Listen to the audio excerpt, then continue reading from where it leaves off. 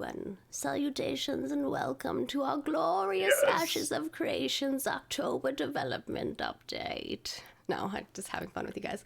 Welcome to our October development update. We hope that you've had a wonderful month and that you've been super excited. We definitely are. Obviously, we have a lot of things to go over, so bear with us.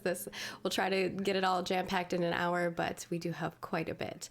So quickly, I will just kind of go around and introduce our lovely people we have here. I'm obviously Margaret Crone. I'm the community and marketing lead for Intrepid Studios. And with me is Stephen Sharif, who's our creative director, as well as Jeff Bard, who is our lead game designer. You've probably seen their lovely faces. You guys look amazing. Jeff, your costume's so cute. Yeah, Jeff, what are you? I'm Marshall. Oh. I am the same thing I was last year, time traveler from the future, warning of a global pandemic. I shake my head at you, Stephen. I shake my head at you. You should have come a little bit earlier. I was last year in October. That was like multiple months prior to the pandemic. But nobody listened. Oh, yeah, and they're still not listening. Jeff, you're a little quiet. I don't know how you got quieter for some reason, but if you can check that. Here, Steven. Jeff. Oh, Jeff. Really? You were loud before, but I don't know what happened. Hello, testing, 1, 2, 3. Changed on my end too. But chat, let me know if anything's weird. I just noticed that. So quickly, I just want to go over what we're doing, but I had to stop and talk about our costumes because... Wait, so Margaret, you're a witch? You know, McP can't be here on the stream, and I feel like the witches need to be represented. But Yes. I do have another costume. We're going to do a screenshot of, like, all of our costumes, because we have a Intrepid Life, like, all of us are getting together later. We're doing Jackbox games, and we're going to be doing a little costume contest. Nice. And the community team has a group costume, but it'd be really weird for me to be in that costume without them. So are you a particular type of witch? Or like from a specific type of series or movie that you feel best represents witchdom? Oh, no, I'm not. Are you a good witch? Are Or you a a bad good witch or a bad witch? Well, I mean, I'll leave that up to everyone else to decide. You know, give me the best. Give me some backstories. Post on the forum. Someone start a thread. Give me some backstories, and I'll pick the best one and I'll read it out. Maybe next live stream or something. That'll be fun. That sounds right? good. Yeah. Okay. Stephen approved.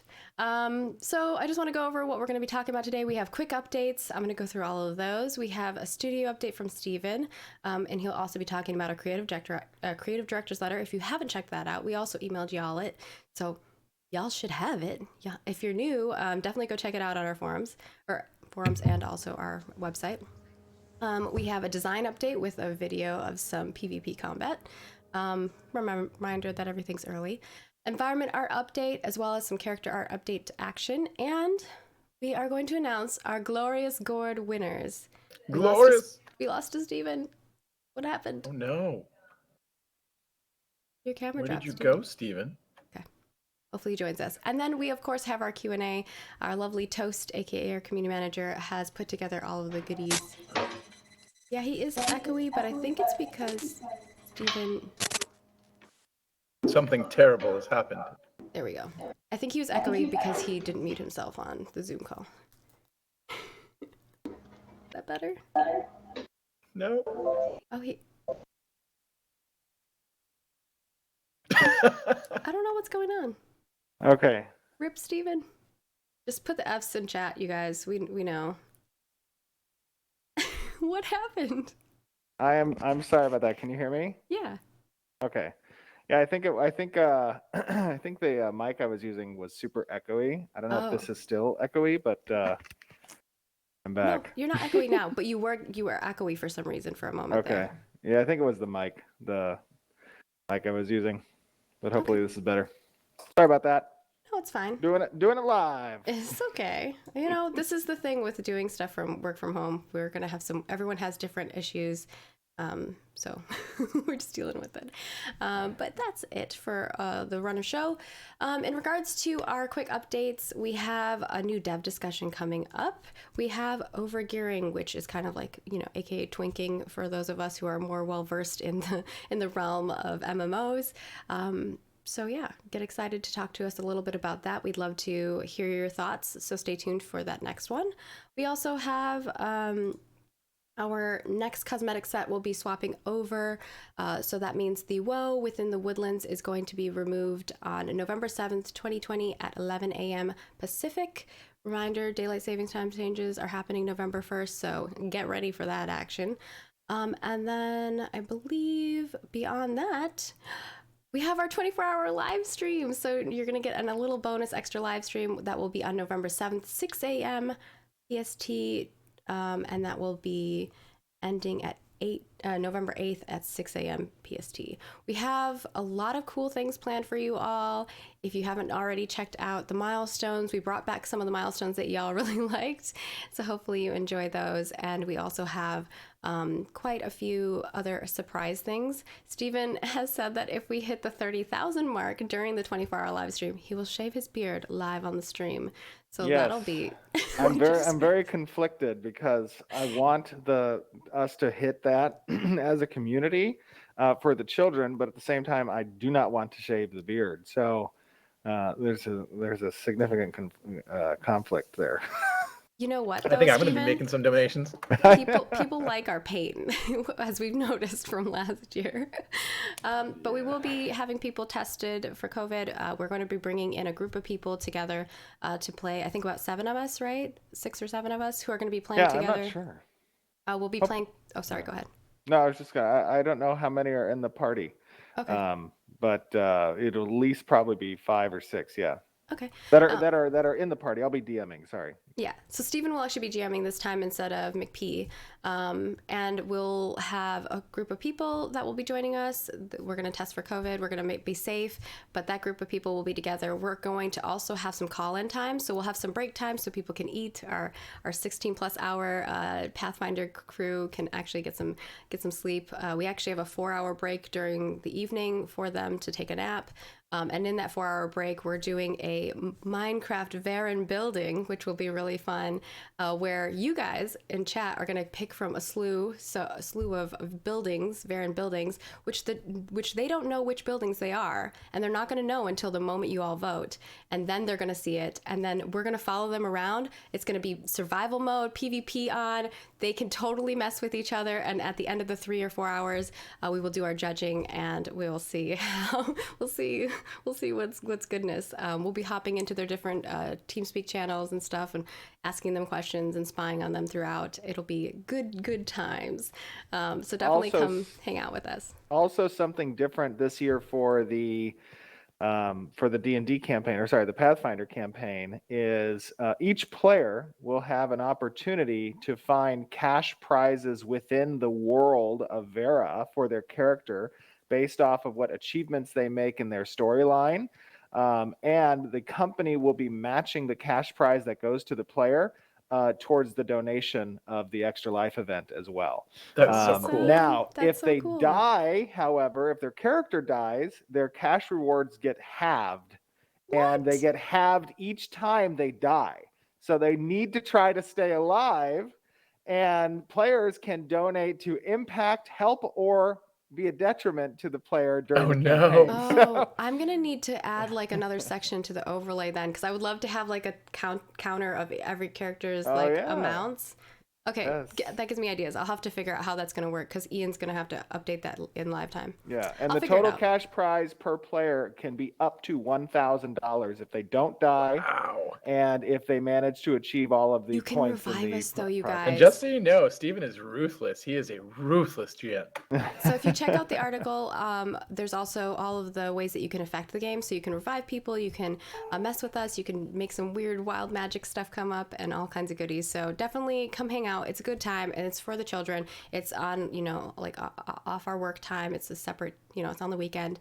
Everyone's just kind of volunteering their time for it, and we hope that you all have fun. It's going to be good times. And you'll get to meet some new folks on our team, because a few of them are going to be playing some various games with us. We'll also be doing like Among Us and some more Jackbox games where you guys can, as viewers, be part of it. So yeah, come hang out with us. It's going to be great. Beyond that, I want to move on to our studio updates. Steven, if you want to talk about that, and then also talk about our creative director's letter, which I will pop up on screen the timeline once you get to that. Absolutely, yeah. So as many of you likely have read, we did release the creative director's letter in October. And in that letter, we did reveal the testing date schedule for Alpha 1. Now, this is the schedule as it is today, but with development, it is entirely possible. I want to make sure we're setting the right expectations. It is entirely possible that as these periods come about, there are things that we need to address, or there could be delays that occur based on kind of our iterating through what we're learning from these different test dates. So keep that in mind, be cognizant of that. However, as things stand, we do have the first testing with all Alpha 1 participants coming up in December. It'll be a 4-day test, after which there'll be a full wipe of the servers. That will be under NDA. However, I will be obviously streaming. The studio will be releasing video content of those events, so you can kind of see the state of the game during the NDA relevant pretests. And then following up on that in February, there'll be an additional 4-day test preparing for the month-long Alpha 1 that will still be under NDA. And then come March, we will have a 1-week test in preparation for the full month test. That will not be under NDA, and we will be inviting our official content creators, of which we'll be releasing more information, probably around the start of the new year, for what that content creator program looks like. I know Margaret's been doing some work on that with the community team and preparing the official content creator program for next year. I'm working so we're very excited diligently. Yes, and we're excited to kind of to roll that out. Additionally, as you guys have probably been aware, the last couple of live streams, we did go through our hiring period, our hiring phase, and that is predominantly finished. There still obviously are going to be positions that are left up on the intrepidstudios.com website. And that's because we're always looking for talent in certain positions, and certain positions have multiple seats at the studio. So it's important to keep those up as we kind of continue to move through the year. Our next major hiring phase, which will probably start around the end of January timeframe, you'll receive more information on that, and you guys can help us, as you guys have already helped us and done a great job in kind of spreading the word for Intrepid Studios and Ashes of Creation. We've received Can I note on that? Like our social media, like you all have been so lovely. Violet Light has been just loving interacting with you all, and me too. I pop in there, and I know Steven does too. We have so many amazing people leaving wonderful comments, and you're engaging with us on a lot of our funny questions that we offer. And some of them are development oriented. We're definitely, we try to sneak those in there outside of the dev discussions. So yeah. And I want to also say, like, sometimes we go to like respond to somebody, and someone else in our community has already like responded to a tweet, responded to a Facebook post, responded in Discord. So like all of those things are very welcoming and helpful. And you don't need to be condescending to anybody. You can just give them the answers, because a lot of people just don't know. That's their first time hopping in and seeing Ashes of Creation, and for you all to be really welcoming is gonna make me cry. Yeah, I'm a proud mom. I've been a part as a player, part of a lot of MMORPG communities, and one thing that's extremely evident to me, and I think the rest of the Intrepid team, is just how welcoming and positive and friendly the Ashes of Creation community is. I mean, it's important, obviously, as you create an MMORPG, that the ecosphere in which the community exists is a positive one and is a friendly and inviting and welcoming one, because that aids in the momentum of population when it comes to people staying and sticking to the server and the game. That social experience is an important one, and having a good community is really an integral component of that highly social environment that people want to be a part of. So you guys have done an amazing job in kind of satisfying the itch of what a good community can be for a lot of players who either might be new to the MMORPG genre or may have not experienced this community since the heydays of MMOs that they were originally a part of, and it itches that nostalgic fever. Some people even said this is going to be their first MMO, which I'm like, oh, that's so cool. Yeah, I'm like, I remember my first MMO, like, and I look back at the fond memories that I have and the nostalgia that I have, and I hope that we can bring that to other people. So. Yeah, just always keep in mind, the more people there are, the more fun this game gets. And it's kind of, that's how we're building it, is more people, the more opportunities for cool things to happen. So yeah, so that's kind of the studio update, the creative director's letter, the dates that were announced. And by the way, I missed the last date. The last date is the month-long test most that's going to important be the most important thing. The month-long test that's going to be in April, starting April 6th, going to May 6th. Obviously, just to reiterate once more, Alpha 1, this is a true development alpha. This is not a marketing alpha. And what that means is, as you know, part of the process here in developing Ashes of Creation is being open with that development so you guys can see that progress. And it is a double-edged sword. People are, there are going to be a spectrum of people that exist who are very involved with the game's development, and those who are just completely, at an arm's length away in understanding the process. And they may look at Alpha 1, the people who don't really understand the development process or haven't been a part of it, they may look at it and they may think, oh, this is trash, looks like trash, whatever, this is the end product.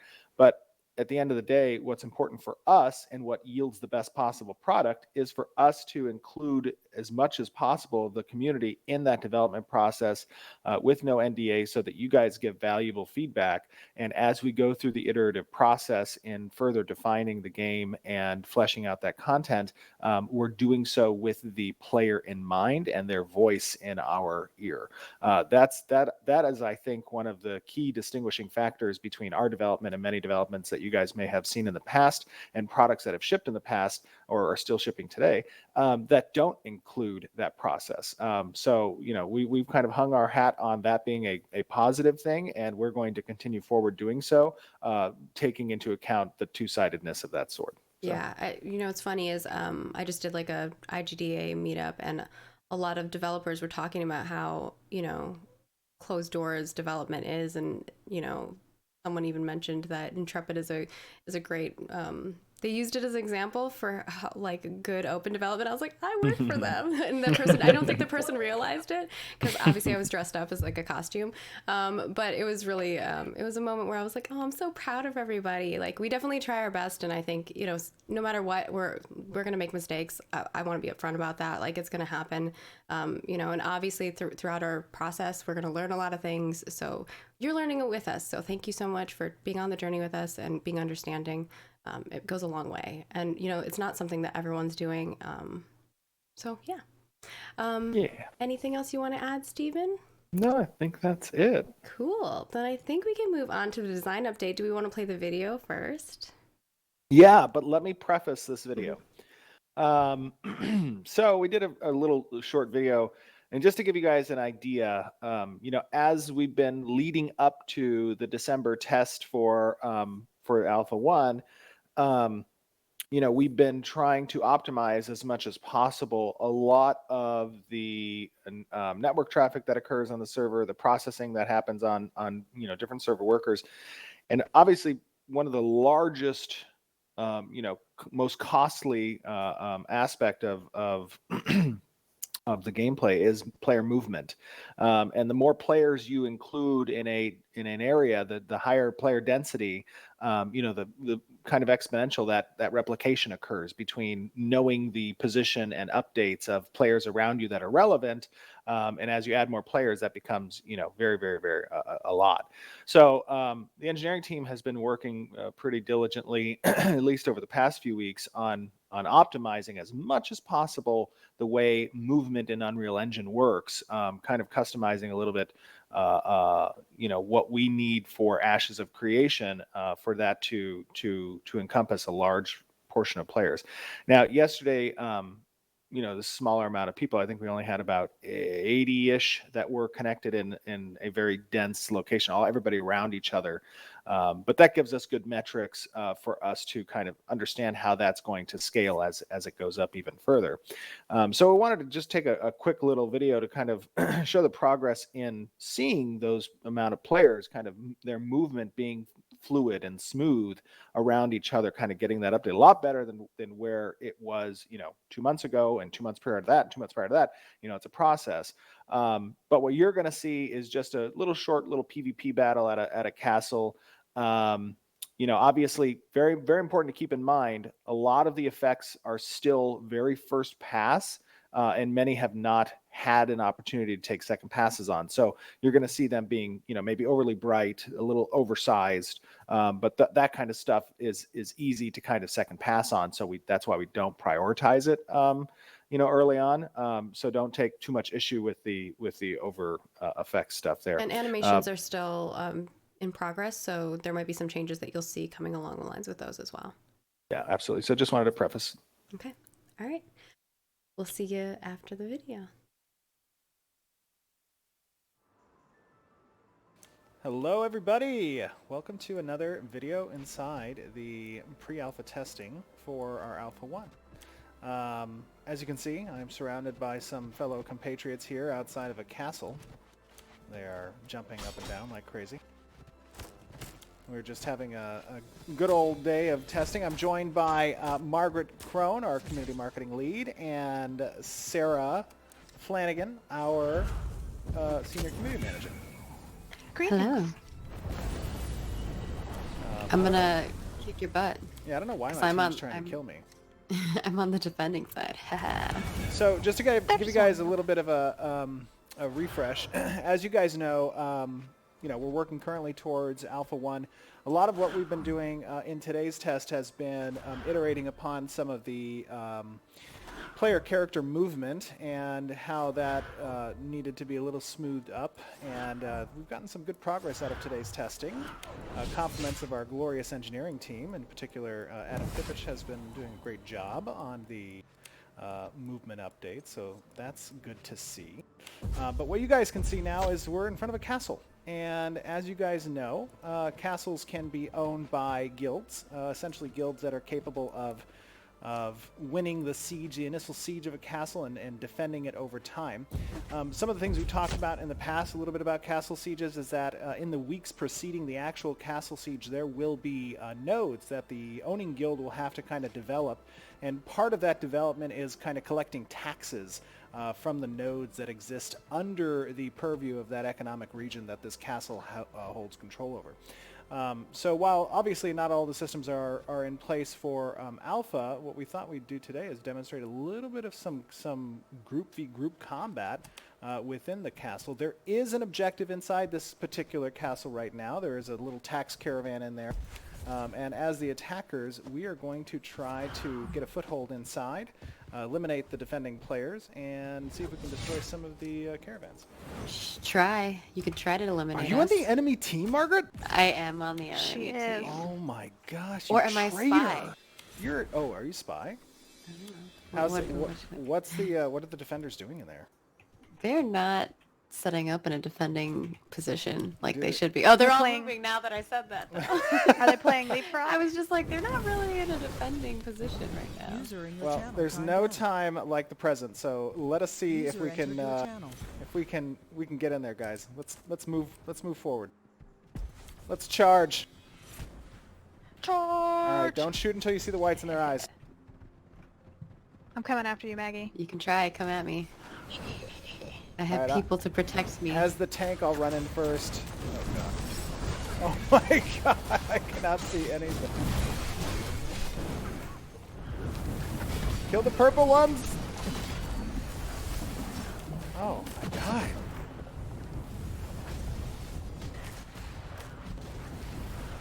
I'm gonna cheat a little bit. Cheater. Hold on, let me health real quick. Hold on, let me fix it. Oh, okay, I'm good. I'm impervious. They can't harm me. This is a little hard as a healer right now.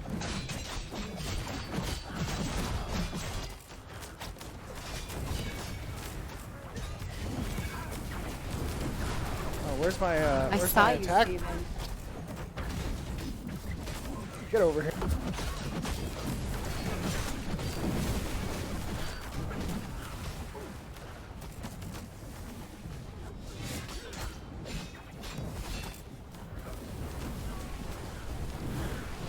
I'm laying down my best covering Get fire. out of here.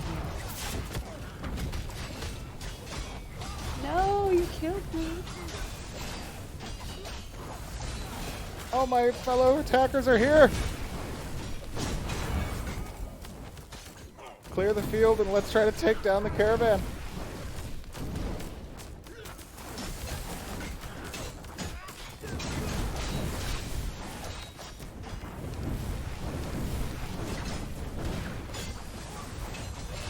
DPS the caravan down. I could only heal so Oh, they're much. coming in from the west.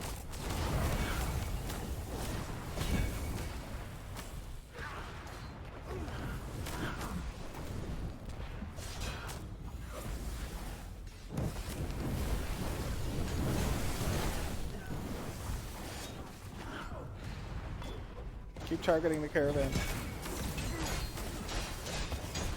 This poor horse is so nonchalant. We gotta get back there. Stop them from killing our You'll caravan. never get back in time. I think we can. We can do it.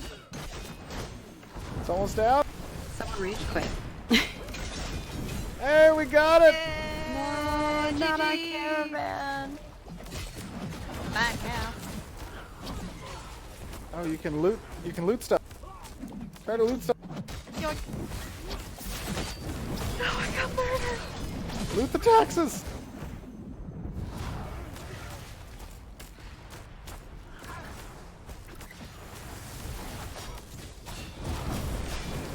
I found Adam. They may have taken my life, but they can't take my dignity. Oh no, we gotta run. Retreat!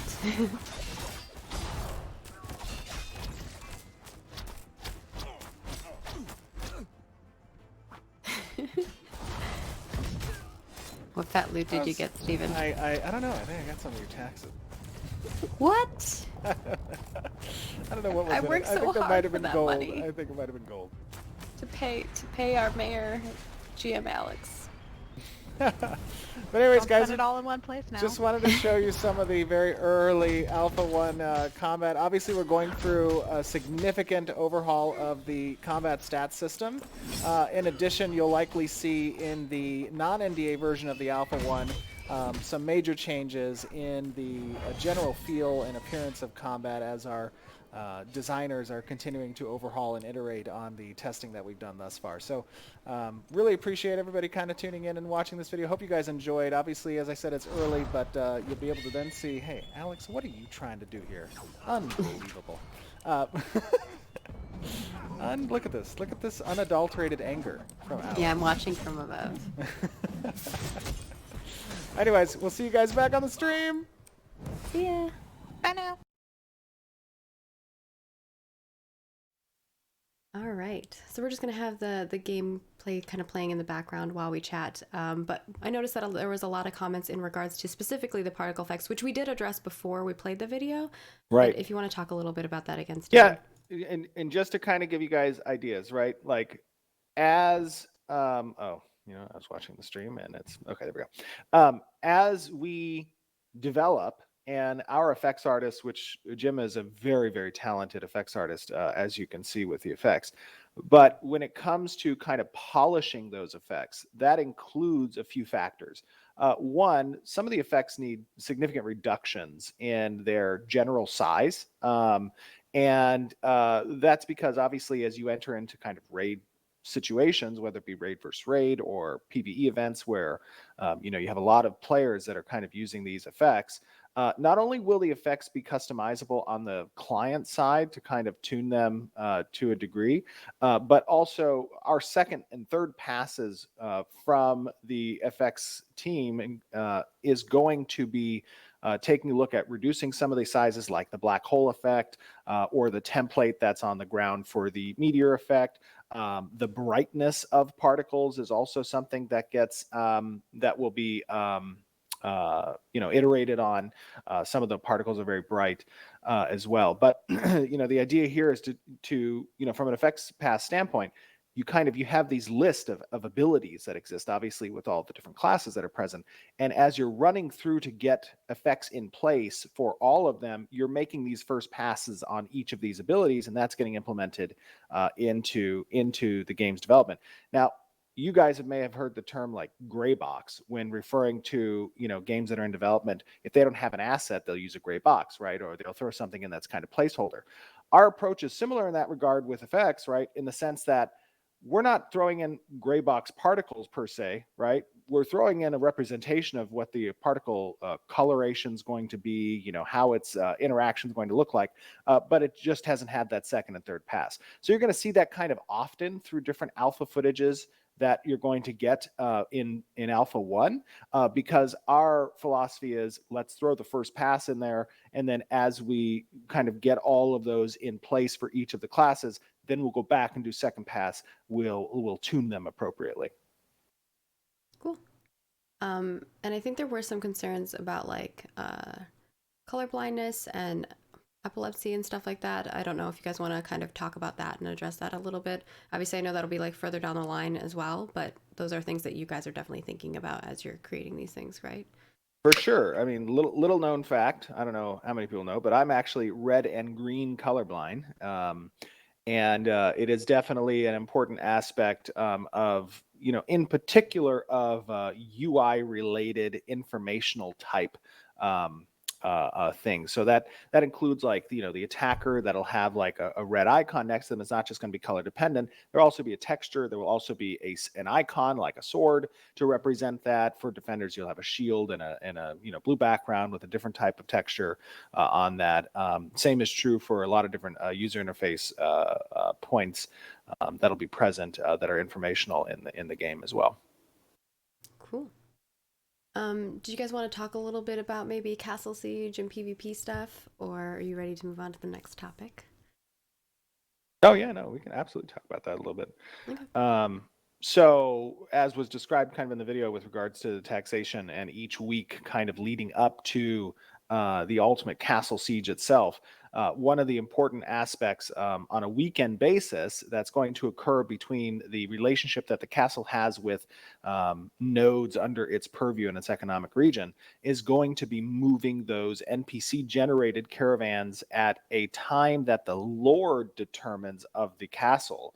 But it has to be during one of the weekends in the weeks preceding, and if they don't make that choice, it'll be by default at a certain time period that's central to the server's core time zone. But those then NPC-driven caravans will make their way to one of the subordinate nodes around the castle, and those nodes, obviously are different than the node system in the Vera proper.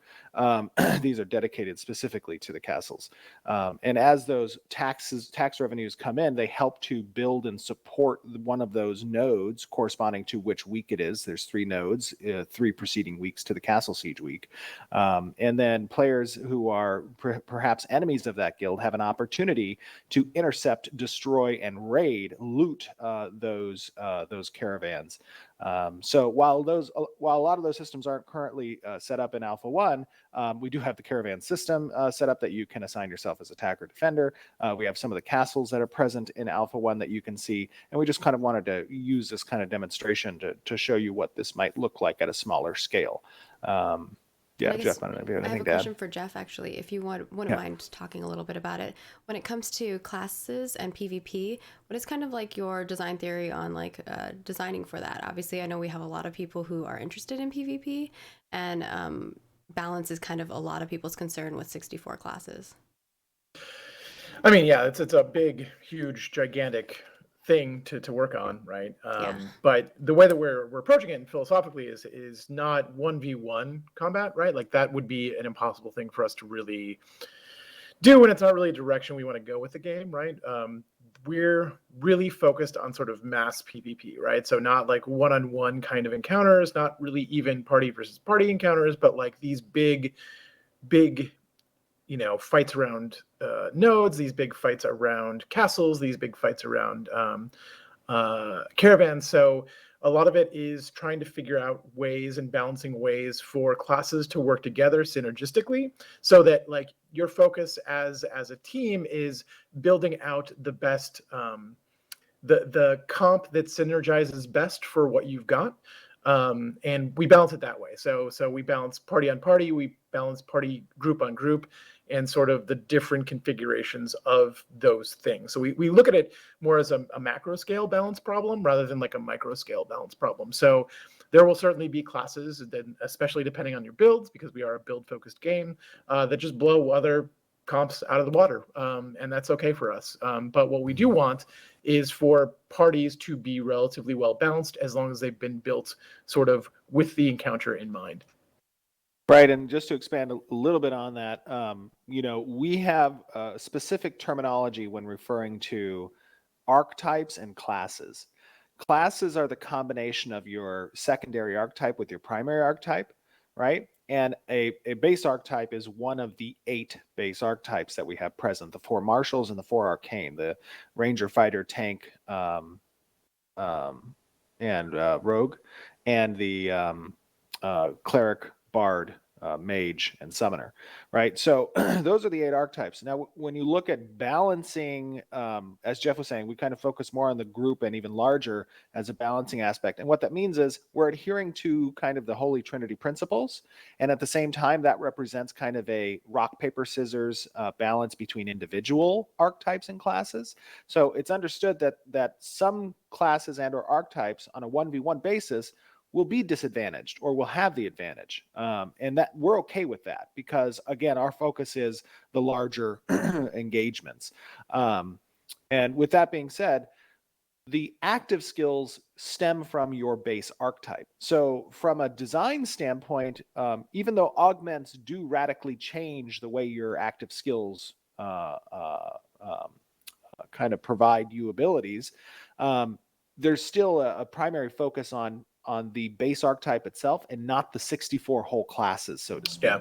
So that's a really good point, right? Where we're not really talking about 64 true classes. We're talking about 8 classes with 64 variants. And again, like how you build those variants kind of depend on where you spend your skill points. You could lean more into your subclass or lean less into your subclass, depending on where you're putting your points. So there isn't as much variance between the 64 classes as you might expect, right? It's not like there are 64 different versions of, I don't know, like radically different classes. There are 8 classes, 8 archetypes that are all, they have the same chassis, but then they have different augments put on top of that to sort of change the performance of that chassis, to make a car analogy. Or caravan. Sorry. Or caravan now. Awesome. And obviously, y'all can ask further questions in future updates and stuff like that. So definitely toss us your questions. I know we have a few other questions that are in the mix of things that I will be asking during our Q&A segment. But we're going to move on to our environment segment, if you guys are both okay with that. We have a lot to go through, so... on the environment side, we have a lot of assets to go through, so bear with us as we go through them. While I'm going through these, because there are a lot in regards to junior buildings and junior objects and things of that sort, and then we go into kind of like plant life stuff. So if we want to first talk a little bit about the work that's going towards nodes and leveling up process, I know we've been talking about this as we've gone further and further, but obviously there's more work being done every month in this. This is part of a big system that will affect a lot of our systems in game. It's like a core system. So if you don't mind talking a little bit about what's happened between last month to this month in regards to that, and I will go through all of these assets. Sorry, I missed the first part of the question. I also missed the first. I was hoping Jeff didn't miss weird. the first part of the question. If you guys want to talk, I'm going to go through the junior buildings and objects, and there's a lot of them. If you guys don't mind talking a little bit about the node process and that. Oh, the node process. Like what is... the work that's gone on between last month and this month. Obviously, it's a core system that we have. I see. Yeah. Okay. So essentially, you guys are distracting them. Stop it, chat. No, I'm sorry. I'm sorry. So moving into Alpha 1, we've started to stand up additional components for how design and environment approach the propagation of nodes within the world. So originally it was a little bit more brute force and manual, how the placement of buildings within a node's essential levels, and as it leveled up, it would unmask those buildings. It would show those buildings, so to speak. What we've done now is engineering has provided tools to essentially give the design team this design data table by which they can drive at scale the larger selection of nodes that exist within the world. Jeff, if you want to expand a little bit on that.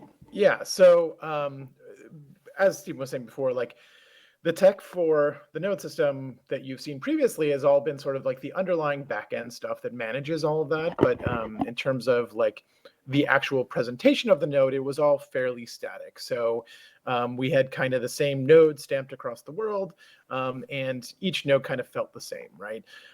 So now what we're getting and what has kind of been unlocked is the ability to do things more dynamically and more procedurally, so that when a node spawns, there is the opportunity to have different layouts and have different buildings and have different sort of architectures, and each node starts to feel like its own place, right? So it's not the same node over and over again. Now we've got a node that kind of evolves and changes depending on where it's at and what the environment is and what races procced it. So we start to get some of that differentiation that we haven't had previously. And so this is what I call like our real node system. Now we can do some really cool things where, you know, when a node levels up, it maintains this sort of the same feeling. So it feels like it's growing out from its city center, right? And it has this identity that it kind of evolves, and people get to understand it. But then when it gets destroyed and it starts over again and people re-level it, it's completely different the next time. So Yes. That's a lot of like where we're playing with right now and trying to figure out sort of the best way for design to approach that problem in terms of populating NPCs and putting quests in, making those quests smart. So that's kind of where we're at that point. We're playing with the real node system, and that's sort of what you'll be starting to see in these alpha previews. There's still a lot of work that needs to be done there, so it will feel more static than what I'm talking about, but the underlying architecture is there, and as we get more and more assets, we'll be able to sort of build that out and get that full dynamic feeling. Mm-hmm. Awesome. And then I do have some other things that I want to bring up, so I'm going to move those up in the scene here. We can go over those. We've also got some like cool rocks. Like this is kind of like these big. This is no rocks. rock. You know that's not a rock. That's an overhead. Yeah, it's like the overhang on the of that island, concept right? that exactly, that we showed previously in the past. I believe this mesh kind of helps to facilitate that over arc that exists where ships can kind of sail through along the ocean. Yeah, and that's a house like, down there for rock. For us, it's like this is the rock. And those are little NPCs and stuff down there. Yep, those are little NPCs. That's how big show it houses. The scale of how big that thing is. And then obviously we have some more plant life that has been being given some love. I saw you guys commenting on the grass, which is funny because everyone's like, we've had that grass there forever, but y'all really liked it. There's even more amazing plant life coming. If you're a plant mom like me, or plant dad, whatever you define yourself as, there's lots. There's more coming. I would like to have my house filled with plants, Steven. So yeah, I mean one of the big directives for the environment team, and I know Mia has been amazing in this regard, is each of the biomes really need to have a fairly eclectic selection of plant life, of vegetation, of foliage. These help to create the atmosphere that you are really immersed in, this different climate zone. And that's obviously, something that we as players enjoy when we get to see a significant diversity of plant life, because it does lend itself to the immersive nature of the world. And the world just looks so beautiful. It makes sense for us to have I just such want to live there. Dynamicism. Yeah, absolutely. I think people are saying, can you grow your own plants and then put them in your house and stuff like that? I would hope so. I would love to be able to create my own little plants and then put them in my house and pot them. I just want to live my best witch life. I'm just saying. She's a green witch. Yes, there are crops that you can. there's crops you can have on your freeholds. There's little garden sections that you can have on the static housing in nodes. There's in-house decor items that will include plants that will progress and as you kind of grow it and give it. One of the ideas I really like in some of the decor pieces is, and we'll see if we can get this added. I don't see it as an issue, but I've always kind of liked the idea Bacon, that. sorry. And no, it's not. I don't. It's not too big of a hassle, but essentially having decor items that are relevant, right? We've talked a little bit about like how you can have stoves and how you can have ovens and whatnot, and those will augment kind of buffs that you can eat and whatnot. Well, the same is true for potentially house plants as well. If you have a decor item that's a house plant, it should be essentially the same basin logic as what's out in the garden. You can put a seed in there, and perhaps certain seeds will have different meshes that represent different life stages that the plant is at, right? Like a little one, bigger one, and then full size adult one or whatever. And if you do water it appropriately, or do whatever, you can then harvest or yield from it, a unique item that can only be coming from that particular decor item. And then decor items are obviously classified according to tier, and what size your home is will grant you different access to certain tiers of decor items, right? So perhaps only a mansion person who owns a mansion category type home can have a particular potted plant that yields a unique item that's incorporated into the craftability of certain alchemical potions or crafted items, whatever. Hey, for people saying that plants are useless, do not even come fight me. Water your plants, people. All right, we're gonna move on to character stuff. So for those of you who paid attention to our creative director's letter, you might have seen some of these, but we also have some video footage for you. And I know Stephen also might have shared some of these as well. But if you haven't been, this is a great time to keep up with things on our development update. So look at that hair. These are so. Obviously, as we continue to move forward in the character art towards essentially when we get to a place of having the character creator we want to present to the players and you guys be able to kind of play with that before launch and save, different designs that you have. We take feedback from the players and art is obviously a work in progress. And you can see how, if you look back, a year and a half ago or 2 years ago, where the character was, or no, not that, Jeff. If you look back 3 years ago, will you really be scared? But you can see kind of how the character progresses. And this is a great example of just the hairstyle and fidelity that's possible of these particular hairstyles. This one was done by, I believe, Jinsey, and she knocked this one out of the park. But just kind of gives you an idea from a fidelity perspective where we're headed. And here you can see male version of different hairstyles as well. And players can obviously select to have their helmets visible or not visible, and they can show off, their cool hairdos. Yeah, they're cool hairdos. They're cool hairdos here, and we got our little dwarf friend here. Oh, nice! I love the dwarven hair. The female I love the dwarven shaved hairstyle. sides. Like it's a very in style right now. Yeah, that's pretty cool.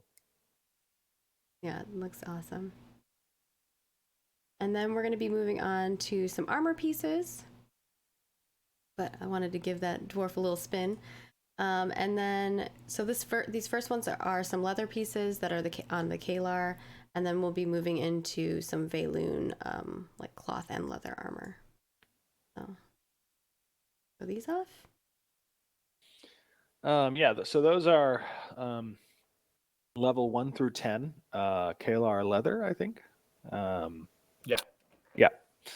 So just to kind of give you guys an example of the in-game armors that are earnable, achievable, craftable, level 1 through 10, you kind of get an idea of where it's, visually where those sets are going to be at from both a silhouette standpoint, as well as from a,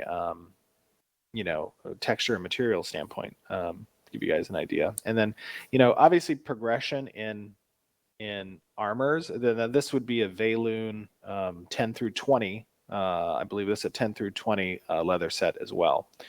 So this is of the Valoon, and this is, I'm pretty sure this one's the in-game version. I don't think this is from a cosmetic set.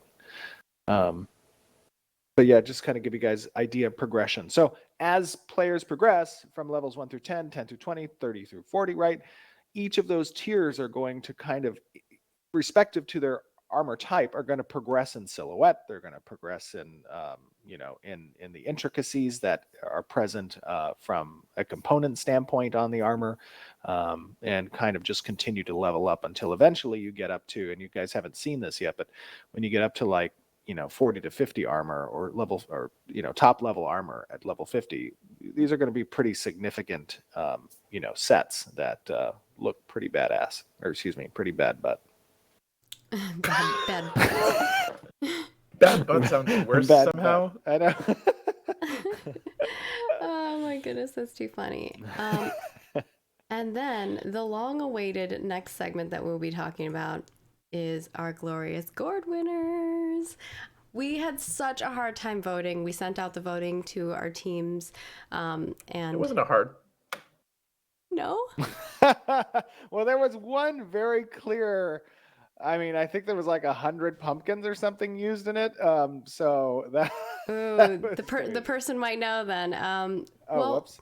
For this, I'm gonna kind of preface. First and foremost, that obviously we had our Glorious Gourd contest prize. We want to give a big thank you to AMD for giving us a wonderful graphics card that our winner, our grand winner, will be winning. All of the other winners will also win a vintage logo hat of Ashes of Creation, an Ashes of Creation vintage logo lanyard, a vintage logo mouse pad, and also Alpha 1 keys. And as a little bonus, because we had such a hard time voting, we're going to give some honorable mentions Alpha 1 keys too. Now, I know that some of you also probably want to win an Alpha 1 key, and I implore you to come join us for our Extra Life live stream, because we'll be giving away some more during that, so stay tuned. But without further ado, I'm going to start announcing, starting with our gorgeous prize. I'm doing this in the order Toast gave me. So our let me see, she wanted me to go with gorgeous first, so I gotta move it up. All right. Gorgeous first, and that is going to go to Mitcoco with this beautiful dragon. I think we've amazing. It's so good, and like the way that it lights up is just amazing. So really great job. Yeah, that's pretty cool. Are the horns also pumpkin, or? Yeah. No. Yeah. No. Yeah. Are they? Are you Yeah. sure? I'm serious. How? This is some That is truly a glorious badass carving. gourd. So really Bad great butt. job. This Bad is a butt. gorgeous pumpkin. The our Baron friends would be very proud of you. Our next one is going to be going to our glorious prize winner for the most original and epic.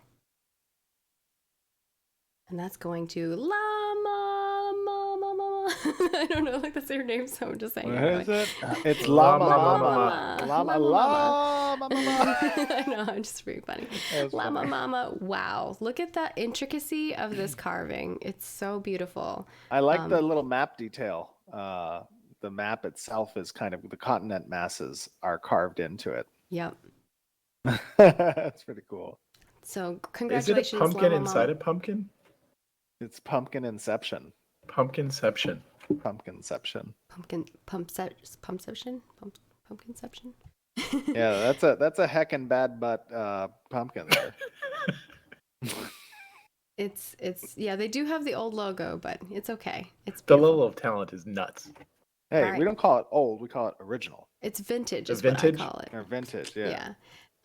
The next one is going to our grand prize winner, who will be going home with an AMD Sapphire Nitro Radeon RX 5700 XT. Ready? Ready. This is the one that Ready. that they're all like. In fact, at one point, I'm just gonna go back. I keep you guys in suspense. In fact, at one point, people in the comments on our like voting thing were like, "If that one doesn't win, I'm gonna rage quit Intrepid." And Steven's like, "No." Well, when I saw that, I was like, wow, this is some serious voting. All right, Yeah. here we go. I'm gonna go to it now. Congratulations to I Hate Healers, which I'm also very sad about this name, because as a healer, I keep you alive, sir or madam. Grand prize winner is going to this ridiculous, amazing masterpiece that won the best overall grand prize. Congratulations. They also put, because this is green screened like that, they put her like in the world. It was so good. Oh, why don't we have that picture in the world? Because we, when we were doing the judging, we allow you to submit one photo, because obviously otherwise you could make multiple photos and then it would be unfair to other people. But yeah, it's quite amazing. Definitely go check it out on the forums, because I implore you to go check it out on the forums because it is amazing. So just so people are aware, by the way, this is the Daystrider Mule Yep. mount that they created out of pumpkins, out of, I guess, more appropriately, gourds. And it is a spitting image of the Daystrider Mule. They even have the saddleback stuff on the saddle in the back of it as well, which It's is so crazy. good. I want to know what the thought process or the creative process behind this was. It was like, oh, I can make a Daystrider out of pumpkins. Yeah, Like that head is perfect. I love It the is pretty effort cool. of putting together like the green screen to it. Like, it's just so good. So congratulations on winning the grand prize. Not only are you getting all of the vintage goodies and the Alpha 1 key, you are going home with the AMD graphics card. So again, thank you to AMD. Congratulations. Yeah, thank you to AMD, and hopefully that gives you many, many long times of game action. Now, y'all are probably wondering who got the honorable mentions. So we're gonna go through those, and these folks will also be getting an Alpha 1 key. So we couldn't, you know, we love you all too much. So congratulations to all of these folks. I'll go through them. Our first one is going to be Paramox. Look how amazing this is. This is my little fox buddy that I designed, and it's so cool seeing them on like a pumpkin too. The little kit box. It's so cute. Yeah, that's pretty cool. I love the leaves on the tree. Very well done. Yeah. And like the little lamps are actually glowing and stuff, and the eyes Yeah, are the glowing. colors are perfect for it. It's perfect. It's so good. Our next one is going to Nuggety. Nuggety put together the song, like the notes for the song, had little like people in there who are like the bards. I believe there is supposed to be 8 bards, and even has like instruments in the scene. Like, it's so good. That is really cool. Very cool. Yeah, very, very cool. We just had a hard time. You guys did we had so many Yeah, there submissions. was a lot of effort put into There lot were of like these 300 submissions, and we had such a hard time deciding. So we're like, you know what? We're gonna give some more people Alpha keys. The next one here is from Johnny A. This is a beautiful masterpiece of art. We also allowed people to do a digital version because we wanted to make it, you know, accessible to everybody. Some people can't get a pumpkin or couldn't leave their house, especially with COVID. So we always like to give people an option to do a digital version as well. And this is amazing. Look at the orc. Just all of this. Yeah, that's very cool. Very, very well done. So congratulations, Johnny A. Our next one here is the map. Steven, you're talking about a map. This is a friendly neighbor. Wow, the effort that went into this. That is crazy. It's madness. So cool. That is crazy. Y'all are so talented. I think we're just in shock at how talented our community is. Down the line, I know Toast and I have talked about doing like weapon contest designs, costume contest designs, you know, like once the game is launched and stuff. So like, I can't wait to see what freaking crazy stuff you guys come up with. It's going to be amazing. The next thing we have is Flaunt, which is, I love the back of it was carved. And so the light, if you look at like the light that's shining on it, is a dragon in the background. Like, so sick, dude. Yeah, that is pretty cool. Great job, Flaunt. And I can tell, to be able to like make those little bits come like and glow through. I've only carved a couple pumpkins, but I'm like, that is not easy. So really great job. Love it. And then our one after that is Evoxia, who made our crazy turtle. It's just so good. It's even And got the the little ocean in the galaxy background. lights coming Yeah, I through. like the little ocean in the background. The ocean in the background and the galaxy lights inside of the turtle. Mm-hmm. It's so cool. This is one of our mounts in game. If you saw our aquatic mounts video, if you haven't, go check out our 4K aquatic mounts video. And thank you, Evoxia. And our last one is going to Woodox. Wow. This is another digital one, but whew, this is our dragon that we had in that little raid section that Steven had showed off. Even got the environment. It looks really good.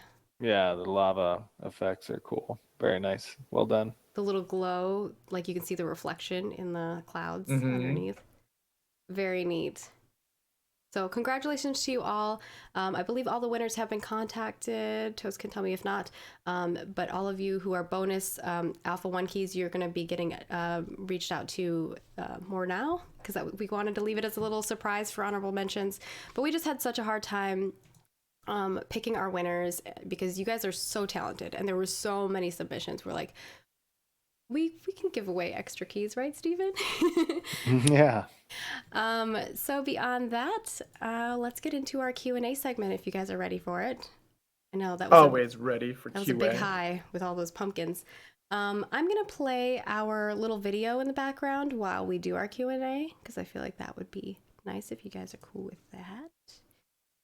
So our first question here is on citizenship, and this is from Lineker and Sunboy. They both had a similar question.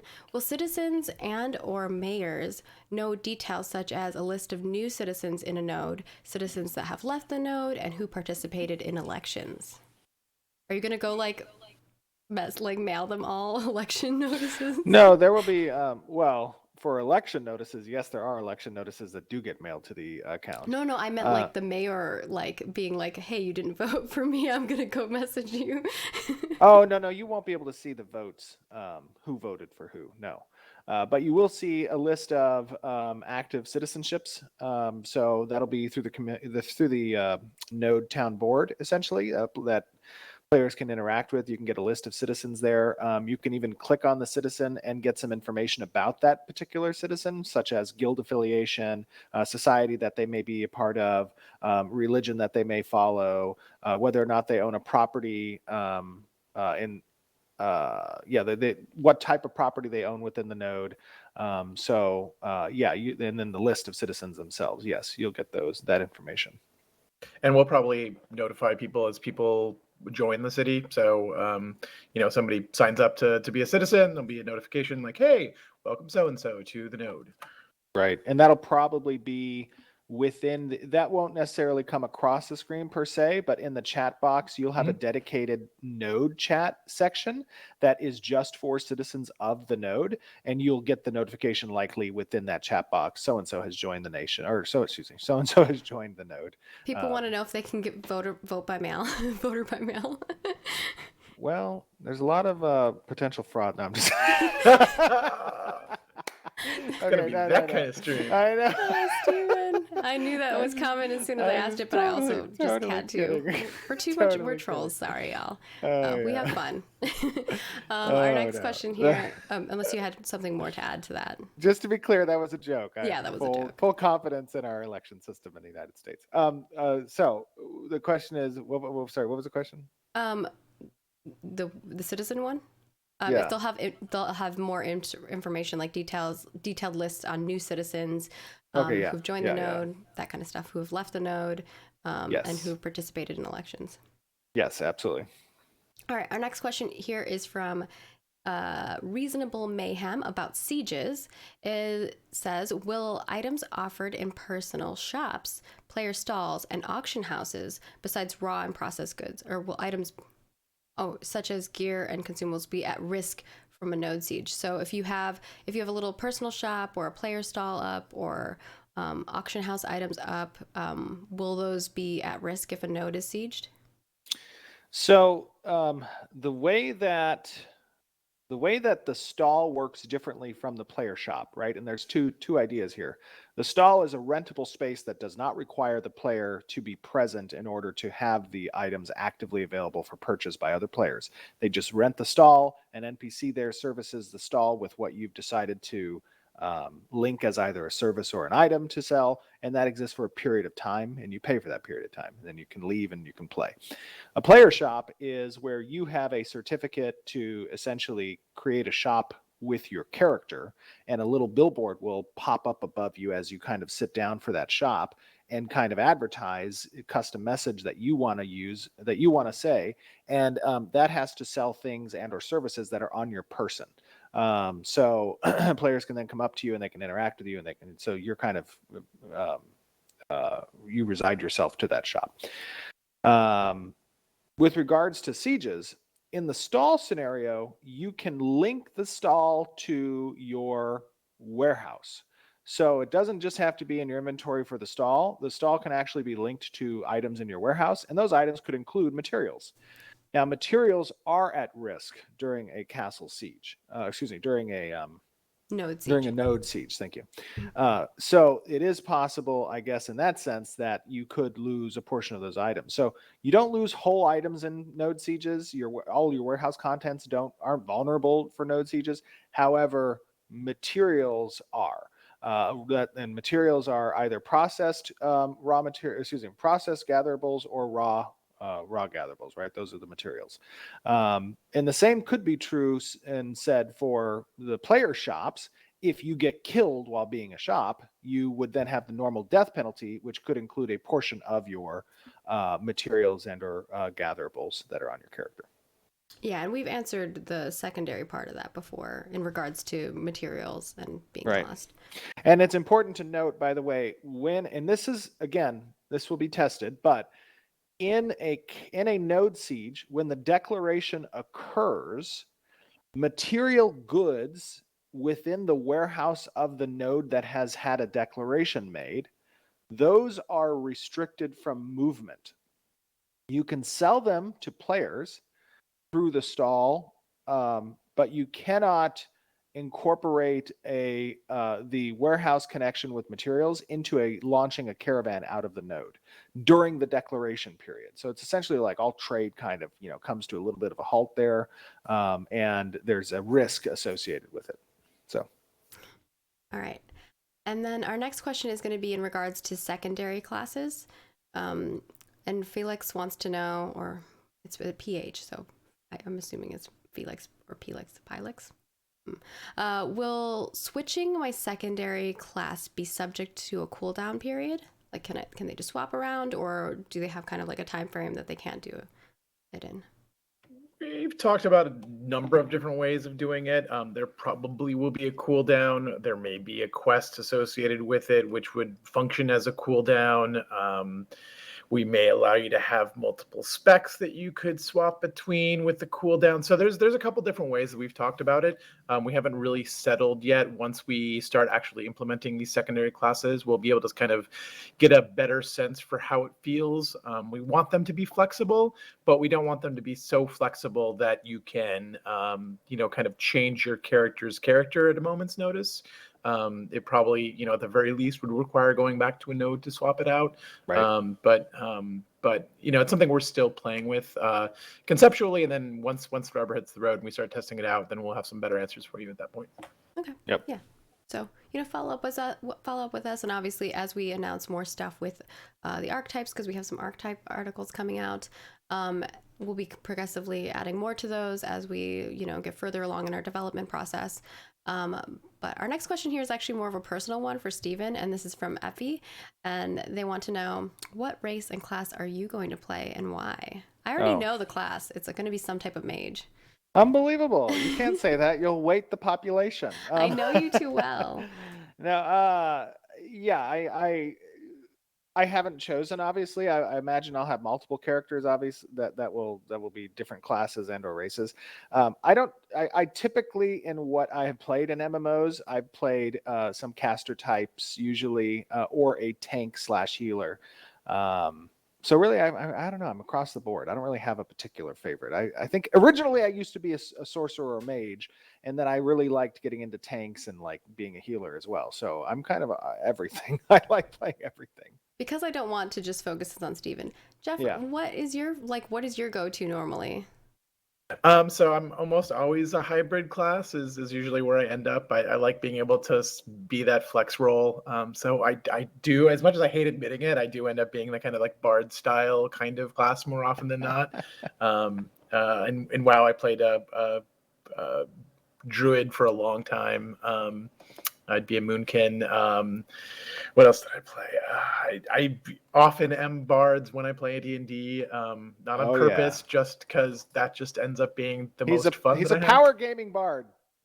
I am. I feel like we actually, the three of us, make a great party because I normally always am a tank or healer. I like to make sure that, everyone stays alive, that we're pulling the right mobs, or, like those are.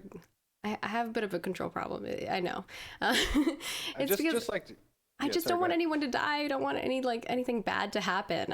I don't. I feel like you can fill DPS, but when it comes to like tanking and healing, there's some level of skill there that, to me, if you don't have the right person in those jobs, everything can fall apart. Like if you have a bad tank, they're taking a ton of damage, they're pulling things improperly, you're not going to have a good time. If you have a bad healer, people are dying left and right. So I feel like, to me, those are two really, really strong classes that can turn the tide of a combat.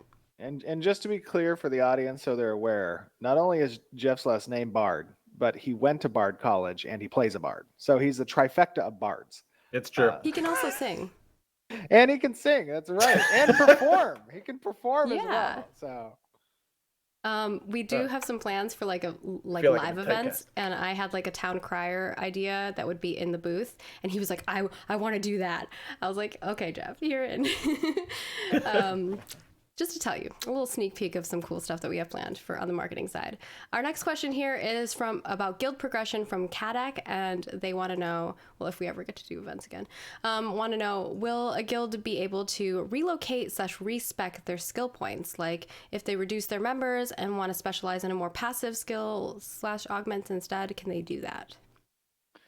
So guild skill point allocation, my initial position on that is it cannot be reallocated.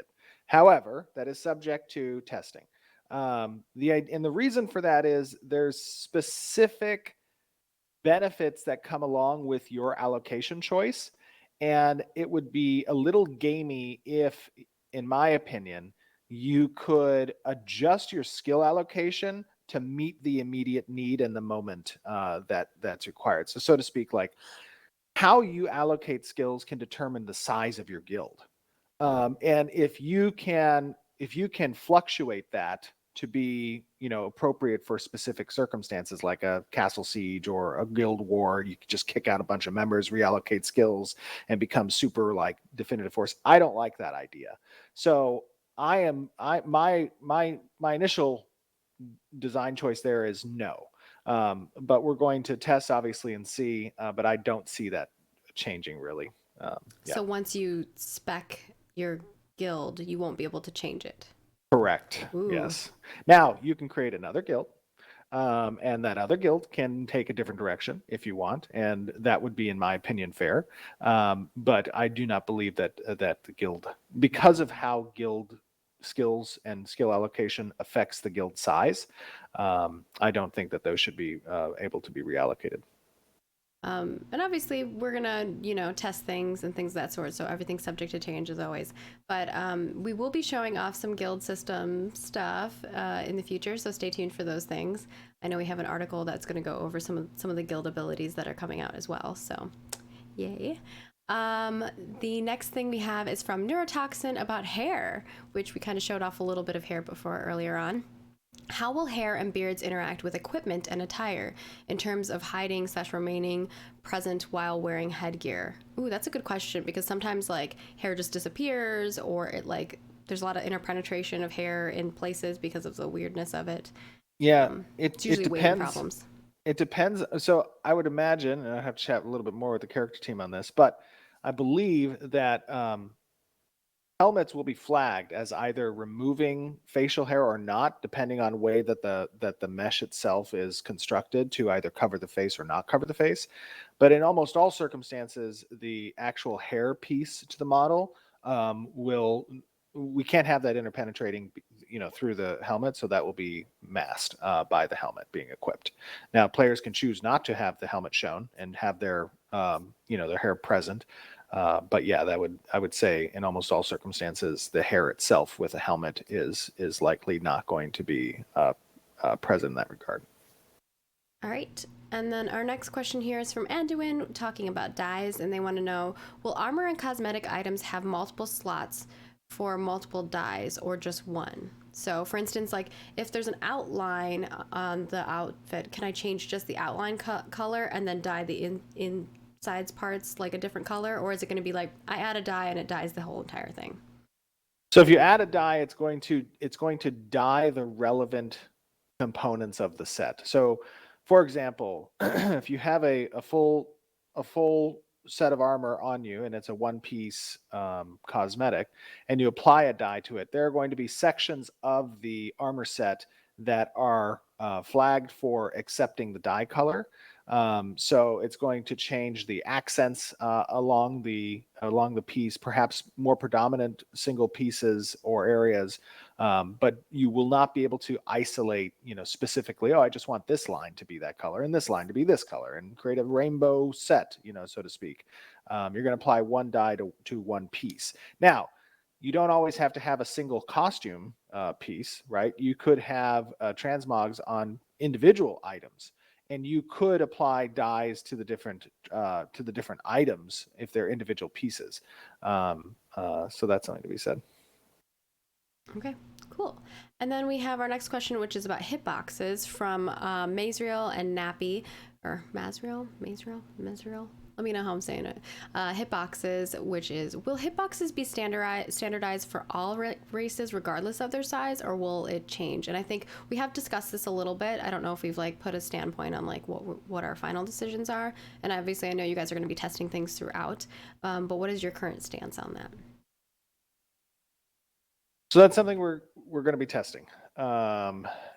Obviously, there's a variance between the hitbox of a dwarf and an orc, and that's an extreme variance there.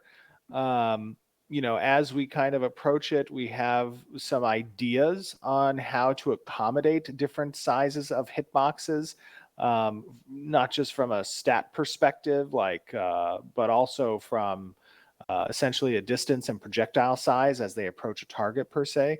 Now, we don't have separate types of hitbox categories. For example, there's no head hitbox in the MMORPG like there was in APOC. So from a critical standpoint, you're not going to see a greater risk of critting for a larger hitbox. But the opportunity to hit a target, that's, I don't know, Jeff, you want to talk a little bit about that? Yeah, I mean, it's a thing that we have to be careful with, and we are aware of sort of the swampiness that can end up if you don't do this right, especially when we're trying to kind of lean more into the action side of things. We don't want Vec to be the number one choice because they're the hardest to hit, right? But we also need to account for things like, when you collide with stuff and where it makes sense to be able to, where you can access in the world, right? Can Vec get into places with a smaller hitboxes that all other creatures can't? We probably don't want that. So more than likely we'll have some sort of unified-ish hitbox, but again, it's going to kind of, we'll probably have a unified hitbox with some exceptions or some special sort of collision rules based on them, as opposed to kind of just making it smaller for one and not the other. But yeah, there's a lot of work that still needs to be done there, right, and to kind of figure out how we're going to address it, sort of from a technological standpoint. I mean, from a dwarven standpoint, what the dwarf lacks in height, it makes up in beard size. So you can just have a very massive beard hitbox for the dwarf. That's true. Right? That's true. And then it's comparable a little bit to the orc. You know what I mean? Mm-hmm. I'm just kidding. But the poor Vec don't have any. That's true. It is unfortunate. All right, so hopefully that gives you a little bit more insight into it.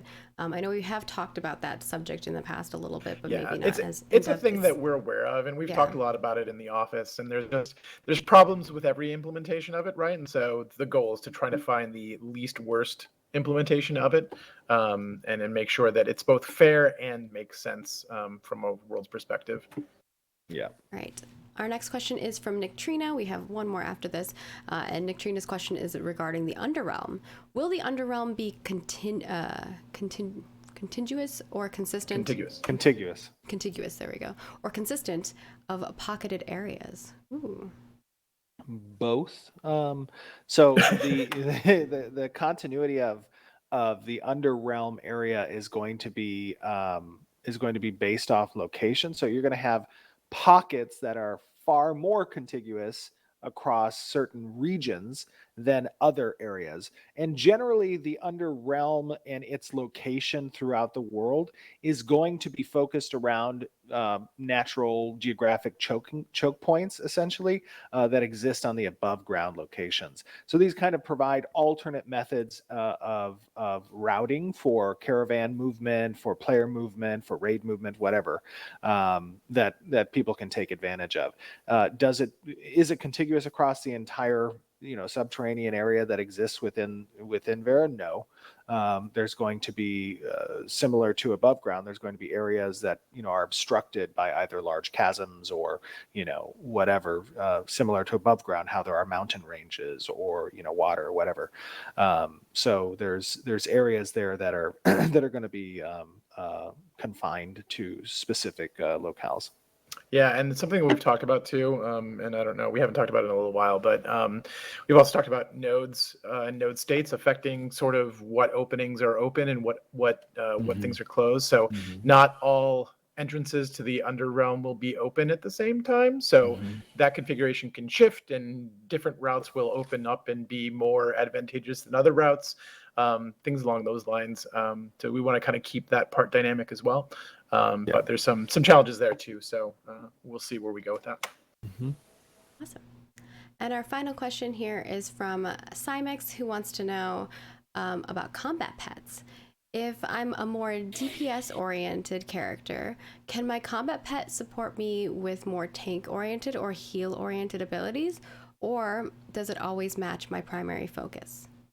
So combat pets are categorized by class as well and adhere to a simple trinity structure also. So as players kind of determine what combat pet they want to aim for, and I'm assuming you're talking about the universal combat pets and not summoner-based summons, essentially, right?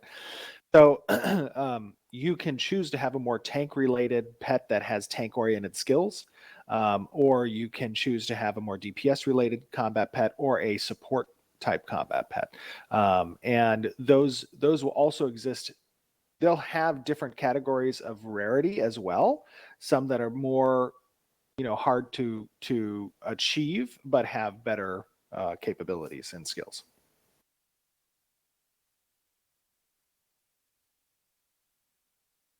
Oh, sorry, I lost. My cat was freaking out. All right. Is that a cat or is it Professor McGonagall? It's my combat pet. Okay, very cool.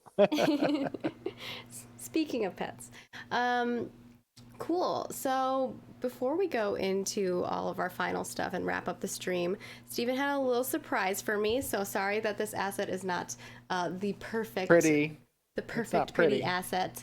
So bear with me on that front. I'm gonna put you down for a moment. What is this? What are all these games, Steven? All right, so I just wanted to, before we kind of wrap up here today, once again talk about the Extra Life that's going to be coming up on Saturday, November 7th. So that's a week from tomorrow.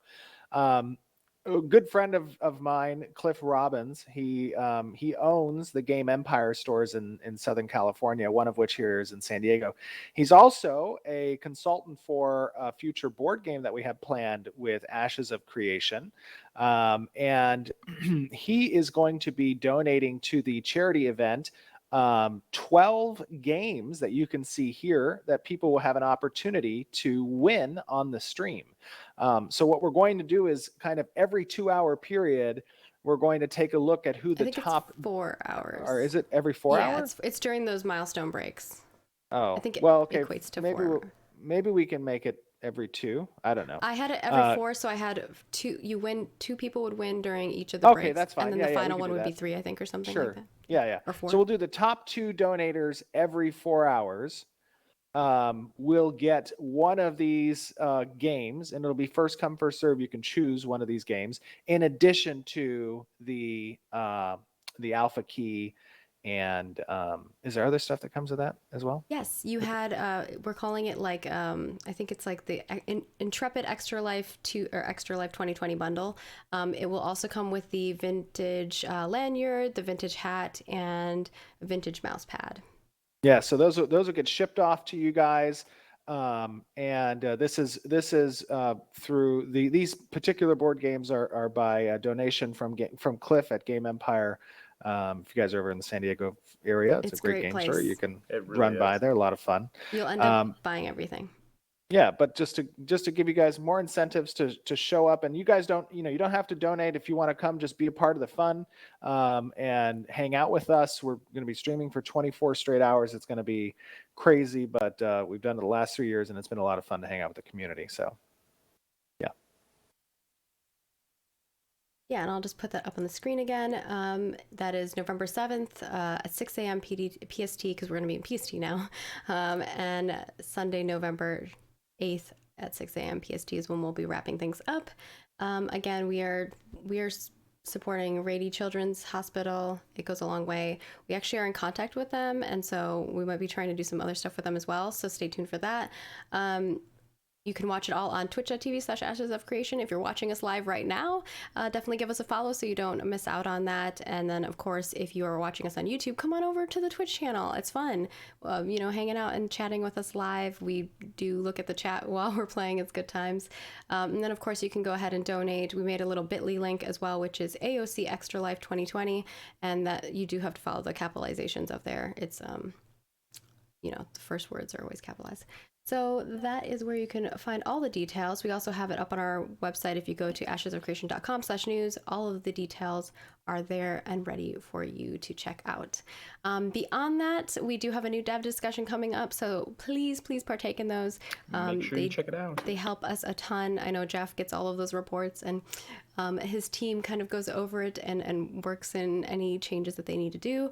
We do have our monthly cosmetic swap over, so if you're interested in checking out the new set, I did give some teasers to those of you who are hanging out in our Discord, so there are some benefits for hanging out with us.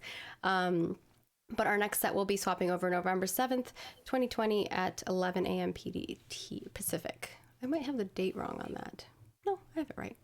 I think November 4th. I think I actually do have the time wrong. Sorry about that. It's November 4th. It is the Wednesday. Beyond that, we have the extra live stuff that we just talked about.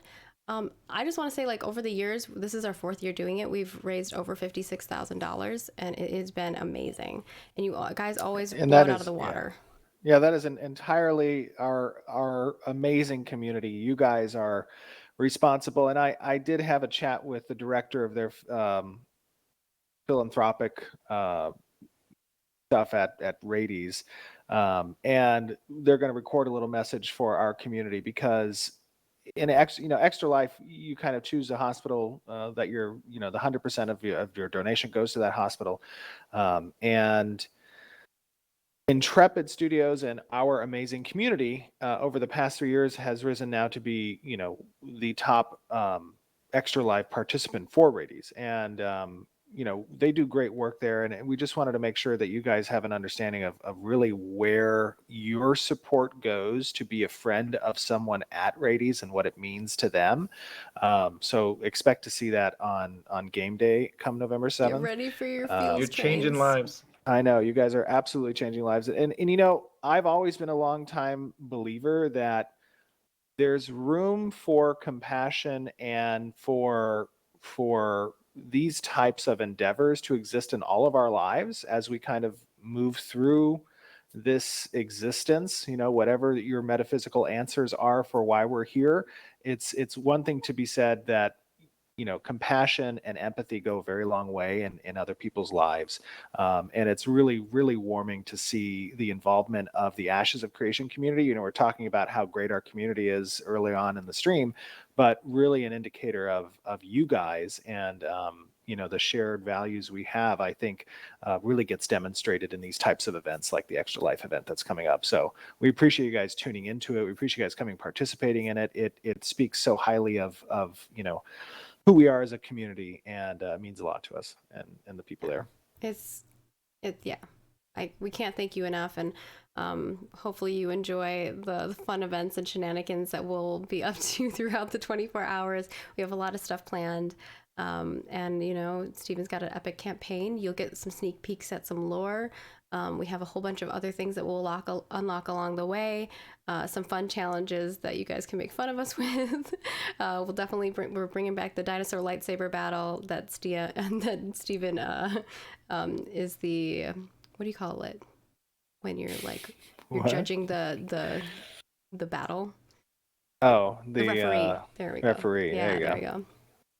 We should get you a referee shirt. But again, thank you, Stephen, for your time. Thank you, Jeff, for your time. I know that this is your time is very valuable. We appreciate it. Now get back to work. No, just kidding. Just kidding. If you are just tuning in and you want to check this out, or if you want to relive any of the action, we'll have it up on our YouTube channel, youtube.com/Ashes of Creation. We try to get that up as quickly as we can. I usually timestamp everything, so I got you, fam. Beyond that, you can follow us on Twitter, Facebook, and Instagram, and we keep you up to date on all of the goodies that we have going out and some fun interaction. You get some sneak peeks at some other assets and things like that we share out throughout the month. If you want a little teaser, and we have a lot of fun. So, sometimes we put out Kim Kardashian memes. It's great. It's good times. We'll see you next month for more wonderful development updates and maybe some sneak peeks at some other things as we move forward. So, toodaloos, everybody.